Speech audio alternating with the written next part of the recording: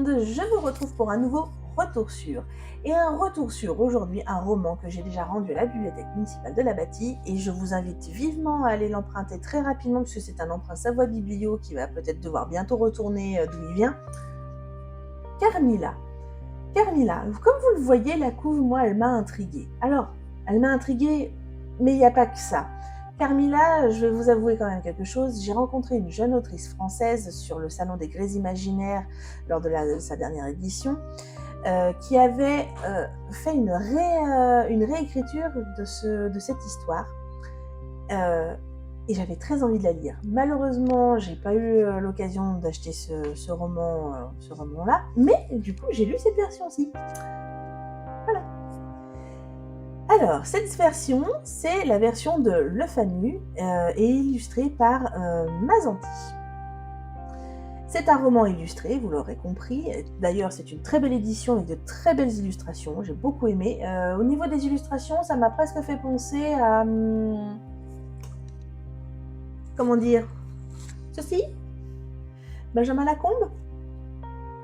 Ça vous dit quelque chose? Bref, revenons à nos moutons. Roman illustré de chez des éditions Soleil, collection Métamorphose. Il m'a fallu à peine une journée pour le lire, parce que je l'ai dévoré. L'histoire, tout simplement. L'histoire, c'est un père et sa fille qui vivent au pays de l'Est.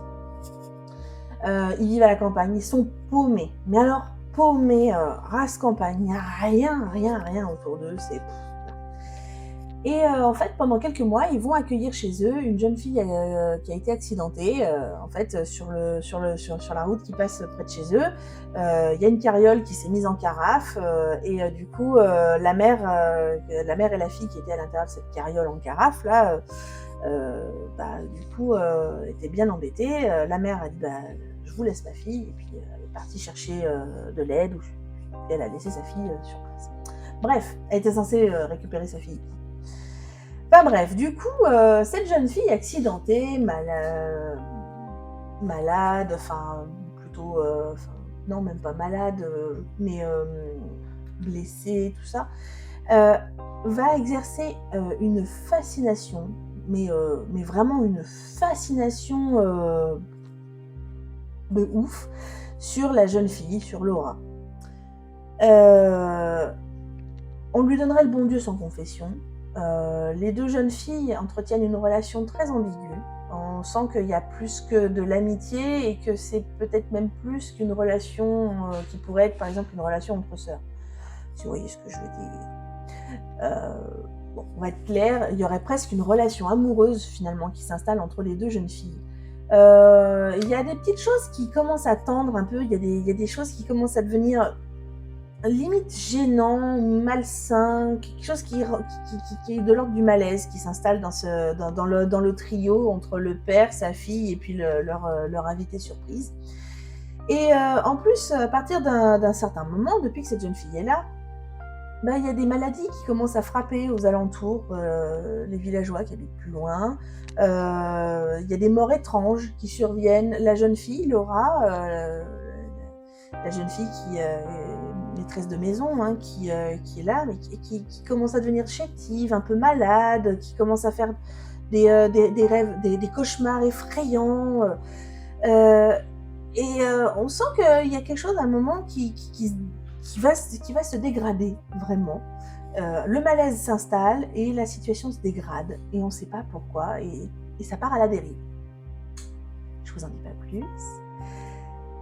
Alors, toujours est-il que, vous l'aurez peut-être compris, Carmilla, la jeune fille accidentée, c'est un mythe qui a réellement, vraiment, c'est un peu comme Dracula, c'est un mythe qui ne sort pas de n'importe où.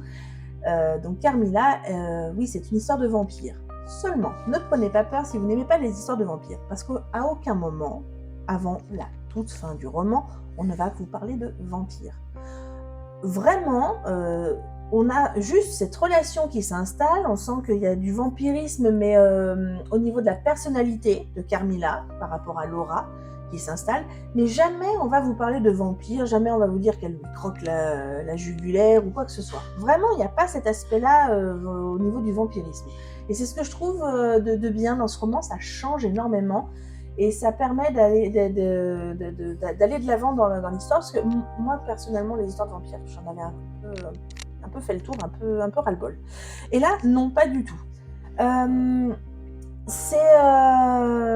je trouve du coup que c'est vraiment, ça a été fait, mais ouais, c'est vraiment du grand art d'avoir réussi à faire un roman de vampires sans parler de vampires, justement. Il y a, en fait, si on parle pas de vampirisme, on peut parler plutôt d'hypnose, d'un pouvoir hypnotique qu'exerce Carmilla sur son entourage.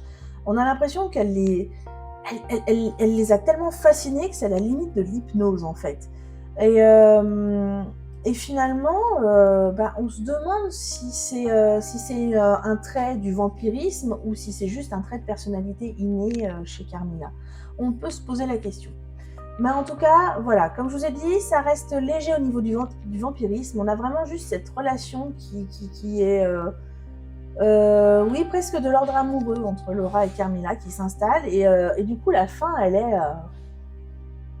moi, m'assied.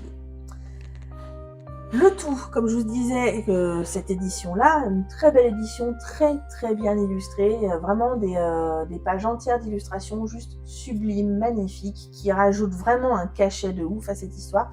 Je vous encourage vivement, comme je vous l'ai dit, à aller l'emprunter à la bibliothèque de la Bâtie avant qu'on le rende à Savoie Biblio, parce que c'est vraiment un très très beau livre et une très très belle histoire. Parce qu'au-delà d'une histoire de vampirisme, comme je vous ai dit, c'est vraiment une très belle histoire sur les relations toxiques, en fait. Voilà, moi je lui ai mis 5 étoiles sur 5, comme vous pourrez le voir à la fin de cette vidéo. Et en attendant la prochaine, donnez-moi votre avis, et puis lisez.